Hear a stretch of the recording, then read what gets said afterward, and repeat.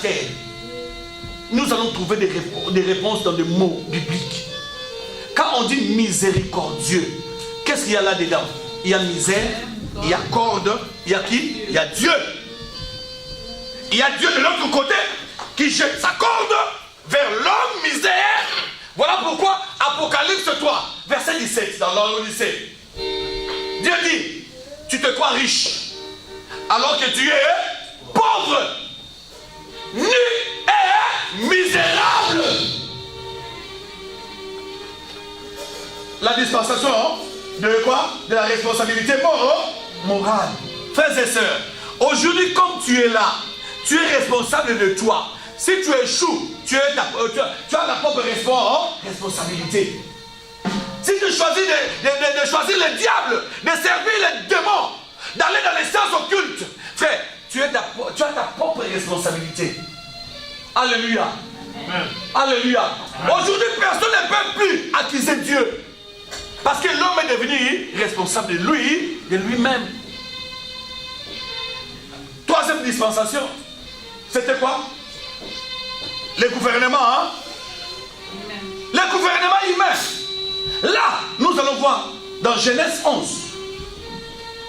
Dans Genèse 11, les gens ont commencé à quoi? À se rassembler. Alléluia. Amen. La première des choses, quand ils se sont rassemblés, ils se sont décidés d'aller créer quoi? La tour de Babel. La tour de Babel. Quel était l'objet de l'homme? Ils se sont dit, venons, construisons une tour qui touchera quoi? Le ciel. Pour aller quoi? Voir Dieu. Frère, personne ne peut aller à Dieu sans pour autant que Dieu l'appelle. Ça c'est un. Dieu est esprit. Frère, tu ne peux pas le voir avec les yeux physiques. 2.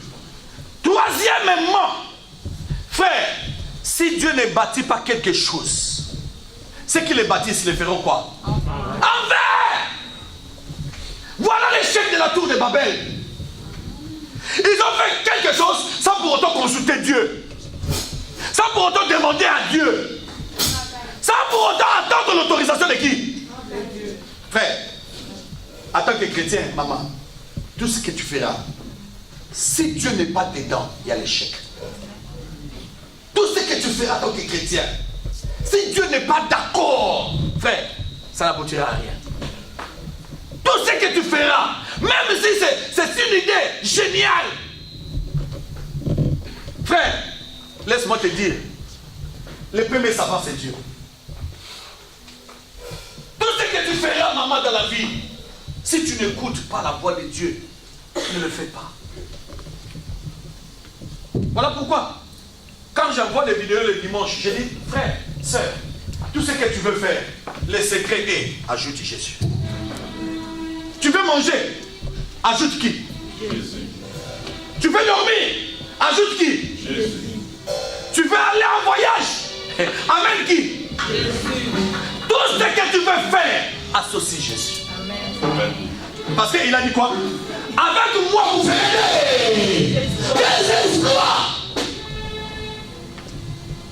Comme conséquence, l'homme avait échoué dans le gouvernement humain. Quatrième chose, c'était quoi? Dispensation? La loi. La loi. C'est pas là. La promesse. La promesse. Oui, la promesse. Dieu a regardé le monde et il a dit non. Les gens me voient comme un Dieu de terreur. Alors que je ne suis pas un Dieu de terreur. Je suis aussi un Dieu d'amour. Il a dit non. Maintenant je vais me former un peuple. C'est là où la bénédiction a commencé. Genèse 12. Avec Abraham. Il a dit Abraham viens. Parce que j'ai un plan sur toi. Frères et sœurs, laisse-moi te dire, peut-être que tu es la première personne à étudier en Turquie. Oh frères et sœurs, peut-être que tu es la première personne à venir en Turquie dans la famille.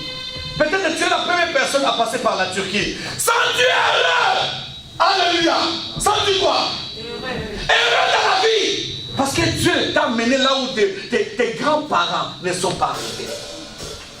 Beaucoup de prophètes, beaucoup d'hommes de Dieu ne sont pas arrivés. Frère, il y aura un jour où tu seras peut-être aux États-Unis. Tu vas commencer à regretter la Turquie. Amen. Ah, Jésus, je sais ce que je dis. Je sais ce que je dis.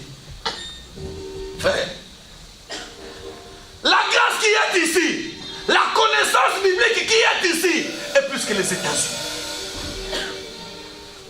La Turquie occupe 45% de l'histoire de la Bible. Le christianisme a commencé ici, à Antioche. Si on peut parler des patriarches, il y a ici, la tombe de l'apôtre Jean est ici. Si on peut parler d'Abraham, il est parti d'ici. Parlons de Laban, Laban était ici. Rebecca, Léa, Rachel, c'était ici. Parlons de qui? De Timothée. Parlons de qui? Dans la Bible que vous connaissez. Aquilas et Priscilla. Parlons de qui? D'Apollo. Parlons de qui? De la Vierge Marie. Parlons de qui dans la Bible?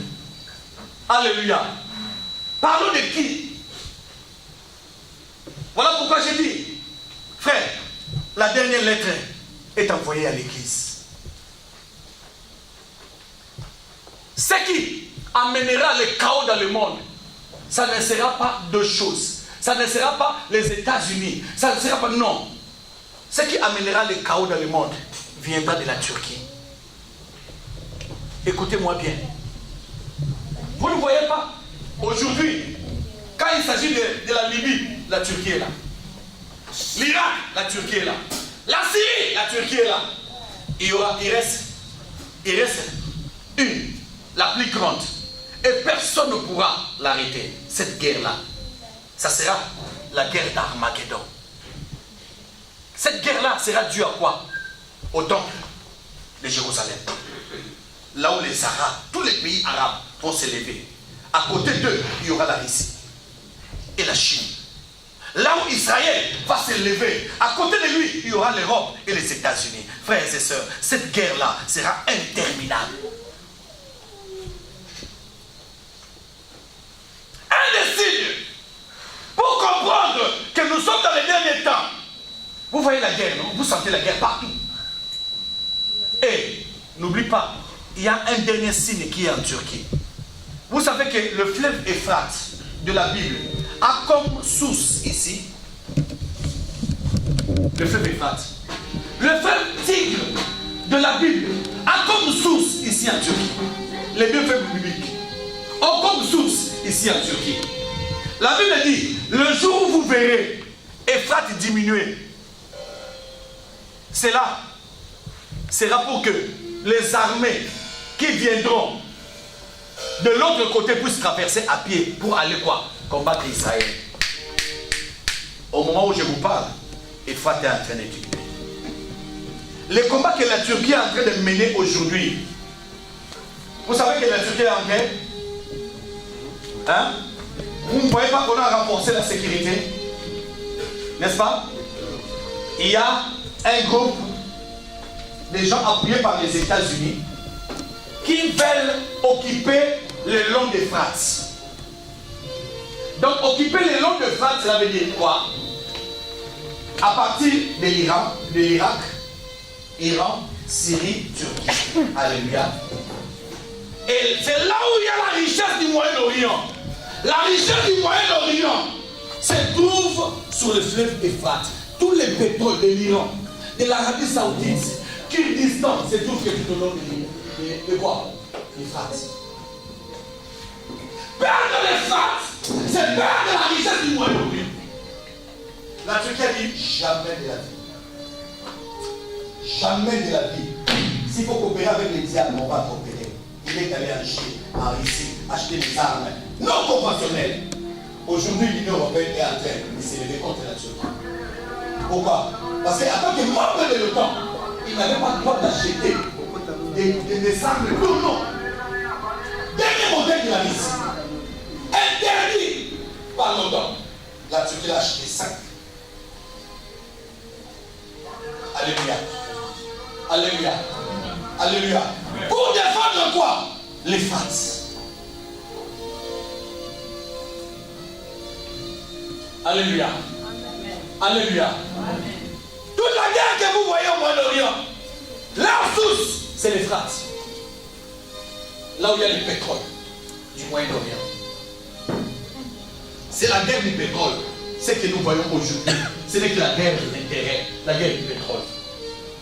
De la même façon, ce qui se passe en Afrique, surtout au Congo, c'est la guerre des minéraux. Sans intérêt, il n'y a pas de guerre. Le Tchad est là. Qui va attaquer le Tchad? Qui attaque le Tchad? Il y a quoi en Tchad? Il y a quoi? Burkina Faso? Il y a quoi? Tchad, il y a quoi? Qui va attaquer le Tchad? Hein? Alléluia. Alléluia. Alléluia. Mais, dans la dispensation de la promesse, nous voyons Abraham. Dieu a appelé Abraham pour dire, Abraham, sors de ton pays, de ta patrie, sors, sors, voilà où moi l'Éternel, je t'envoie. Comme récompense, Abraham, j'ai rendu ton nom, je me dirai ce qui, je me dirai ce qui, tu seras le père de la.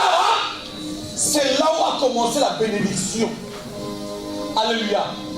Voilà pourquoi on appelle Abraham le père de la multitude. Alléluia. Nous recevons la bénédiction d'Abraham. Pourquoi? Parce que nous sommes les fils d'Abraham.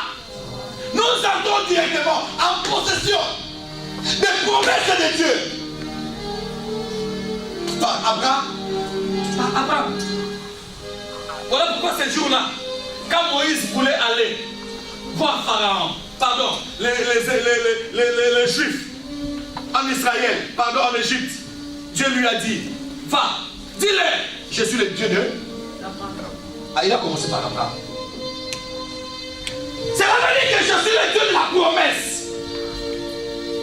J'avais promis à Abraham, votre grand-père, que sa descendance ira en esclavagisme pendant 400 ans. Alléluia. Pendant combien? Dieu avait dit à Abraham, mais il avait dit aussi, je vais susciter, je susciterai un prophète parmi ces peuples-là. Il ne sera pas étranger, il sera seulement un hébreu. C'est celui-là qui viendra quoi? Délivrer son peuple. Alléluia. Alléluia. Quatrième dispensation, nous voyons, il y a quoi? C'est la loi. La loi mosaïque. Alléluia. La loi mosaïque. Dieu a dit, les hommes ont commencé à jouer avec la grâce, avec la bénédiction. Alléluia. Abraham même, hein? Vous savez qu'Abraham avait 3 femmes toute sa vie. La dernière femme d'Abraham, vous connaissez son nom? Elle s'appelait Ketura. Elle a eu 6 enfants. Et parmi ces enfants, 3 ou 4 sont ici en Turquie. Alléluia. Alléluia. Forment le peuple assyrien en Turquie. Alléluia. Ketura. Après la mort de Sarah, on avait pris une autre femme pour Abraham. Cette femme-là s'appelait Ketura. Elle a eu avec Abraham 6 enfants qui ont peuplé le Caucase, qui ont peuplé le Turkménistan de l'autre côté, qui ont peuplé les Turcs ici, parce qu'en Turquie, la Turquie c'est comme les États-Unis. Il y a tellement de peuples qui sont là. Personne ne peut te taper la poitrine et dire non, moi je suis Turc d'origine. Il n'y en a pas. Les vrais Turcs d'origine sont des Mongols. Ici c'était la Mongolie. Alléluia. Tout ce que vous voyez, ils sont venus. Ils sont venus. Avec les Ottomans dans les temps, qui faisaient la guerre. Est-ce que vous savez que les Ottomans, ce sont les premières personnes à découvrir Bukavu et Kivu? Ils ont colonisé Bukavu, Kivu, Soudan, Éthiopie, Égypte, jusqu'à en Autriche. Voilà pourquoi même la Libye, ce sont des colonies turques. Alléluia. Ce sont des colonies ottomanes. Est-ce que vous savez que l'hymne national est né ici en Turquie? L'hymne national.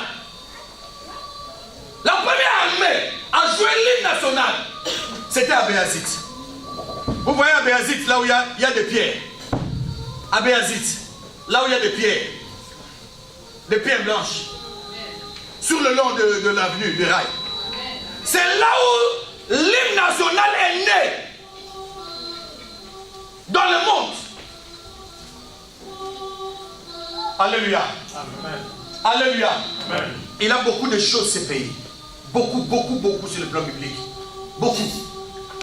Frère, nous voyons la quatrième dispensation, la cinquième dispensation qui est la loi. Si tu veux voir la loi, va dans Exode 20. Dieu a vu que les gens commençaient à jouer avec les promesses. Isaac a eu des enfants. Les deux enfants ont commencé à se battre. Parce qu'il y avait la grâce, il y avait la bénédiction. Vous savez même, Ismaël était béni. Vous savez ça? Que Dieu avait béni Ismaël. Ismaël n'était pas maudit.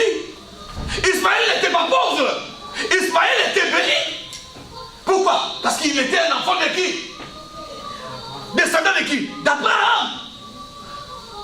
Voilà la richesse des peuples arabes. Les Arabes sont bénis à partir de qui? À partir d'Abraham. Ismaël, Abraham. Alléluia. Alléluia. En ce qui concerne la bénédiction, tous les descendants d'Abraham, on doit avoir la bénédiction de leur grand-père. Mais les saluts ne viennent qu'au nom de Jésus. Exode 20.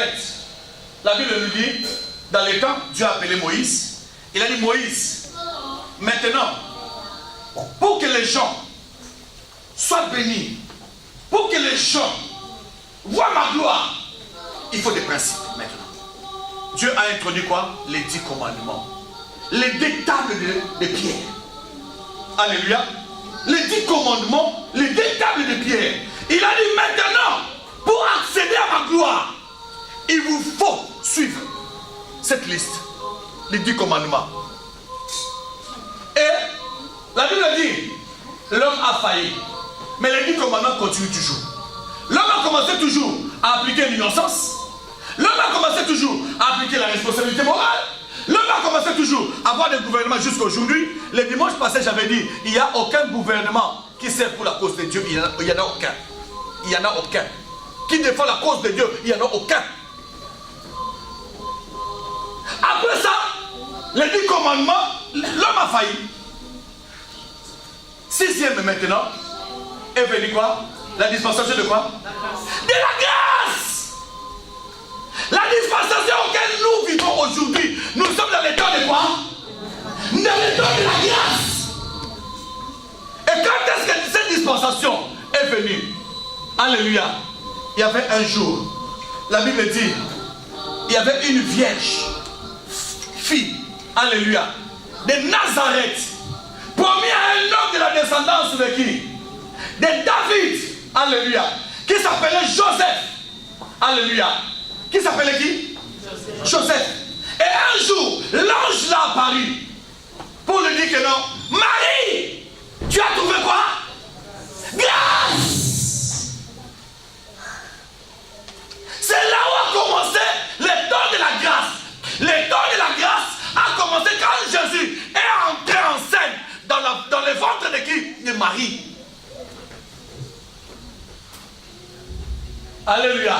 Amen. Alléluia. Amen. Alléluia. C'est là où le temps de la grâce est venu à commencer. Parce que le Dieu de la grâce s'était déjà fait chair. Il a commencé déjà à habiter dans le corps d'une vierge. A commencé son travail. La première année, le jour où Marie s'est vue avec Élisabeth, qu'est-ce qui s'était passé? Jésus était déjà au travail. C'est ce jour-là que Jésus avait point Jean-Baptiste. Parce que Jean-Baptiste était aîné de Jésus de 6 mois. Alléluia. Jean-Baptiste était qui? Aîné de Jésus. Dans une même famille. Parce que Marie et Élisabeth étaient des cousines. De 6 mois. Alléluia. Alléluia. Alléluia. Et c'est là où nous voyons maintenant la grâce commencer. Jésus est apparu pour nous apporter la grâce de Dieu. Jésus c'est lui-même la grâce de Dieu. Jésus s'appelle la grâce donnée au monde. Jésus s'appelle le don de la grâce. Alléluia. Mais il est venu chez les miens. Mais les miens n'ont pas reçu. Voilà là où nous sommes. Si on peut nous lire seulement 5 parties. Alléluia, 5 versets. Alléluia. Alléluia.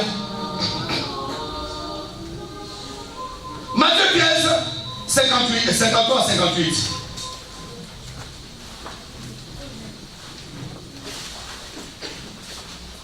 Matthieu 13, 53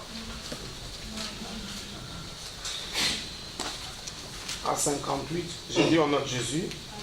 Amen. Lorsque Jésus eut achevé ses paraboles, il partit de là. S'étant rendu dans la partie, il enseignait dans la synagogue, de sorte que ceux qui l'entendaient étaient étonnés et disaient: d'où lui est venue cette sagesse et ces miracles? Ne c'est-il pas le fils du charpentier? Ne c'est-il pas Marie qui est sa mère? Jacques, Joseph, Simon et Jude, ne sont-ils pas ses frères? Et ses sœurs ne sont-elles pas toutes parmi nous? D'où lui est venu donc toutes ces choses? Il était pour eux une occasion de chute pour Jésus et leur dit, mais Jésus leur dit: un prophète n'est méprisé que dans sa patrie et dans sa maison. Il ne fit pas beaucoup de miracles dans ce lieu à cause de leur incrédulité. Amen. Amen. La Bible dit ici, Jésus né à Bethléem. Bethléem, c'était le village de boulanger. Alléluia. Voilà pourquoi David pouvait appeler Bethléem la maison de pain de vie. Alléluia. C'était le village où les gens ne faisaient que le pain. Alléluia. Mais Jésus n'était pas de Bethléem. Jésus est né à Bethléem pour accomplir la parole de l'Éternel. Mais Marie et Joseph habitaient à Nazareth. Alléluia. Marie et Joseph étaient des habitants de Nazareth. C'est par un décret de Hérode que Marie et Joseph se sont allés à Nazareth pour s'enrôler, afin d'accomplir les Écritures. Frères et sœurs, la Bible dit: tout concourt au bien de ceux qui aiment Dieu. Dans ta vie, même si ton objectif n'est pas la Turquie, mais aujourd'hui tu passes par la Turquie, remercie Dieu.